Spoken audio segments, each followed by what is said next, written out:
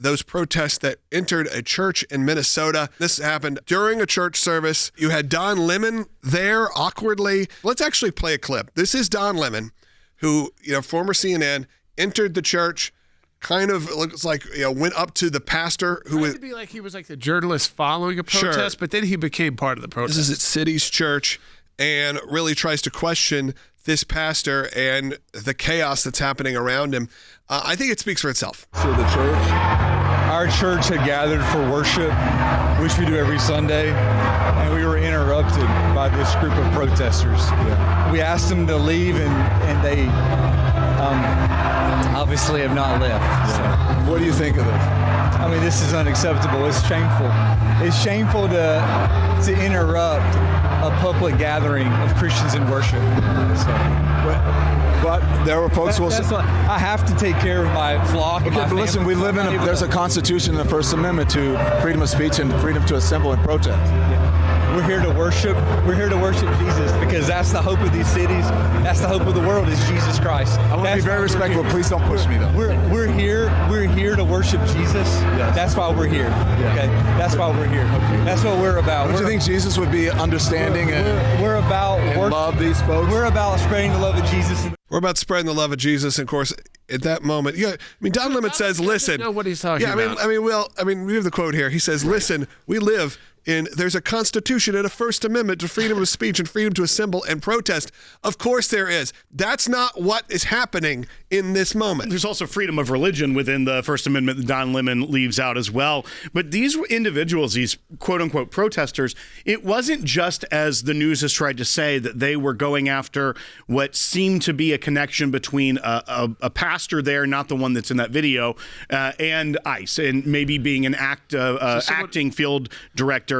One, it doesn't matter if he is or isn't, because you can't go in and do what these protesters did. But Jordan, they were going in up to individual members of the congregation and attacking them, saying, "Look at you, you're so comfortable with your latte. Yeah. Look at you, you're so comfortable, you're wearing clothes. Like, what about the people in the street that are unhoused? What about the refugees and the immigrants?" And calling them fake Christians and getting in their faces, filming them. And there's individuals that come and said, "Please just, we don't want to talk to you. Can you please just leave us alone?"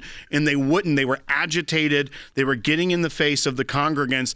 It's illegal what they did, but it wasn't about some pastor connection at all. They went in there to try and create fear, to terrorize this congregation. There are federal laws on the books. And most of the time, listen, I'm not a huge fan of the FACE Act because usually it's used to harass, intimidate, and arrest pro-life protesters or sidewalk counselors who end up being found not guilty. Let's take a step back and give people an idea. What is the FACE Act? The FACE Act is the Free Access to Clinics Act. So it's 1994.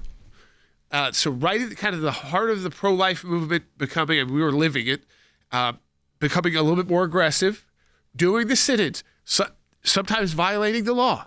So the Congress, in a bipartisan manner, because at that time, remember, the pro-life movement had not become a core of the Republican Party.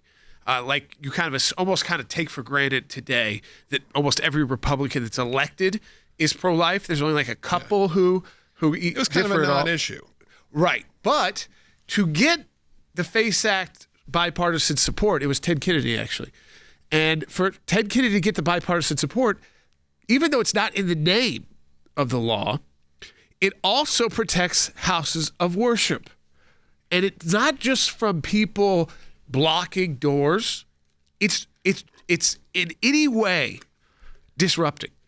So for blocking the door, to banging a drum, to showing up with 300 people inside the protest. This was much so more you than don't that. even have to go inside the building to violate the FACE Act. In fact, most pro-life activists don't go inside the abortion clinic. They get arrested. The guy who got the FBI showing up to his house, I think it was Pennsylvania? Pennsylvania. Yeah, Pennsylvania. He didn't go inside. He was a sidewalk counselor. The Obama administration Biden tried to go after him with the FACE Act. So even though I don't love the FACE Act, in the United States of America, it exists. Most states also have laws that would protect a house of worship and private property from this kind of harassing behavior. Does that protect you from people on the street protesting always?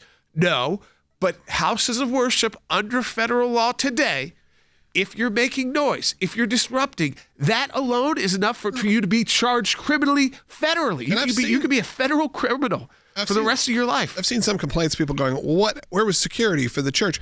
You're talking about 100 people show up? One or two security guards is not going to be able to fix one it. bad actor. This was a rush of this. And look, I think we could even take the legal side of this, the FACE Act, all of that. Put that to a side for a second. Just from a humanity point of view, where are we headed? Where you have someone get shot on the streets, then it amps up. When you have ICE in general, that amps up a lot of people. Then you have the issue where the protester gets killed. Then this happens. It feels like it's just compounding, and there has to be a breaking point. I really would hope, especially today, Martin Luther King Jr. Day, that you could actually have a moment where maybe Tim Walz, President Trump, doesn't feel like this could likely happen right now because it's not their MOs. Tim Walz in so much trouble. That they could actually meet, discuss, and figure out how to calm this down and not this lower the temperature. That's not real.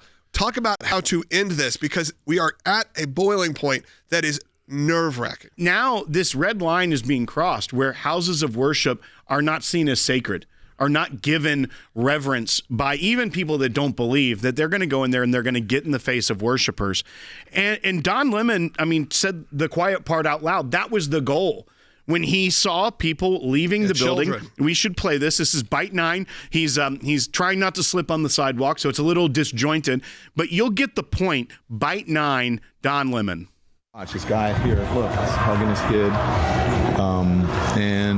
I just imagine it's uncomfortable and traumatic for the people here. But again, careful. It's very slippery right here. Yeah. It's uncomfortable and traumatic for the people here, but that's what really, careful, please. Really slippery. Not kidding. That's what protesting is about. And so, Logan, that's what protesting is about. He says it's uncomfortable and traumatic. They're creating trauma.